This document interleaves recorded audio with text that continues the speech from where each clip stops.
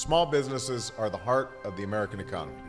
They're responsible for half of all private sector jobs.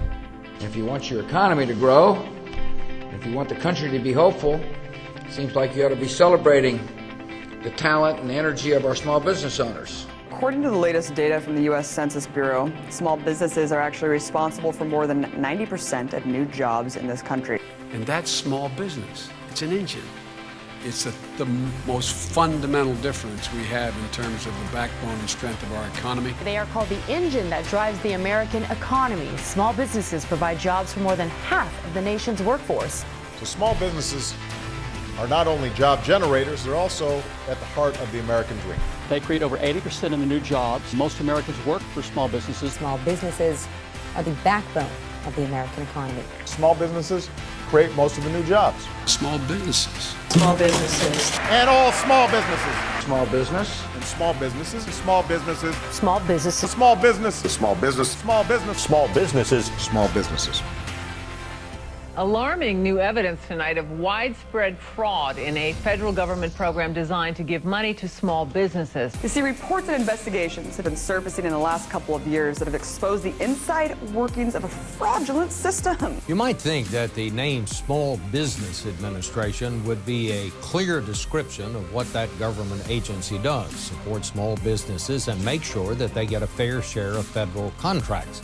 Well, not quite. The Small Business Administration recently admitted that billions meant for small businesses have gone to much bigger companies. Names from a who's who of corporate America, like aerospace giant Raytheon and tech titans Hewlett-Packard and Oracle. Do these look like small businesses to you? Or these? Well, they did to the government, which handed out fat contracts that were supposed by law to go to small businesses. 44 large firms were incorrectly listed as small. The result is billions of dollars in losses for those small businesses, the biggest source of jobs in this country, by the way. And the reason? A classic Washington mix of lax oversight, bad policy, and poor management. When they see the name Rolls-Royce or Microsoft, if that doesn't ring the bell, if that doesn't tell them that they are large corporations, come on. SBA's validation controls failed, as 3 of our 4 bogus firms were certified. Fraud, waste, and abuse. It's not miscoding, it's intentional, and then in many cases, it's outright federal contracting fraud. As the new head of the Small Business Administration was sworn in today, Democrats on Capitol Hill were suggesting a new name for his agency, maybe something like the Big Business Administration.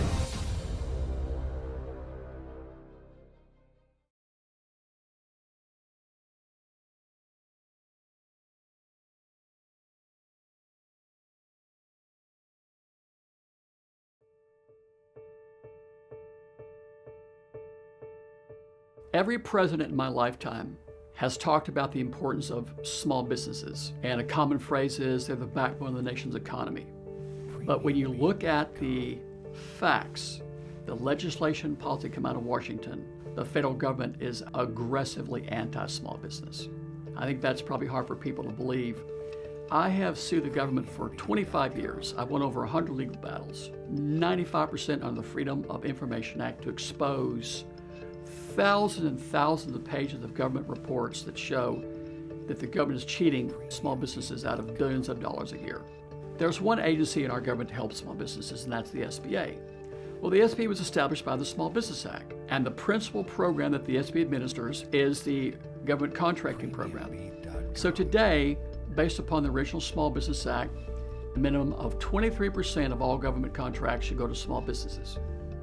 The federal acquisition budget for 2015 was $1.2 trillion. 23% is $270 billion. Well, here's what I found. Fortune 500 firms, particularly in the defense and aerospace industry, want every penny the government spends. So for 30 years, they've lobbied Congress and every president to dismantle the Small Business Act, close the SBA, because they want that money. The $270 billion that's supposed to go to small businesses, they want that. And that's where you see, going back to the Reagan administration, just an unrelenting barrage of policies and legislation and little tweaks in the law to dismantle the Small Business Act, because those big businesses want that money. And I think everyone knows that Fortune 500 firms have got an infinitely more clout in Washington than the middle class and small businesses. If you look at the U.S. Census Bureau data, our information put out by the Small Business Administration, small businesses create over 90% of the net new jobs in this country. There are about 29 million small businesses. 98% of all U.S. companies have less than 100 employees, 98%. 89% have less than 20 employees, and the average American business has 10 employees. They're responsible for over 50% of the private sector workforce, over 50% of the gross domestic product, and over 90% of all U.S. exporters are small businesses. Small businesses, are the backbone of our nation's economy. That's the fact. And the Small Business Act that mandates that 23% of all government contracts go to small businesses, I view that as the most efficient, effective economic stimulus program in history. What better way to invest our tax dollars than to ensure that 23% of that goes to the small business where most Americans work and all the jobs are created? But unfortunately, those programs have been almost completely repealed after 30 years of lobbying by big businesses. There's two ways that the SBA cheats small businesses today. Number one, they include billions in federal contracts to Fortune 500 firms and their subsidiaries, aimed with the dollars that they claim went to small businesses. Awarded these companies and 62 more just like them contracts as small business.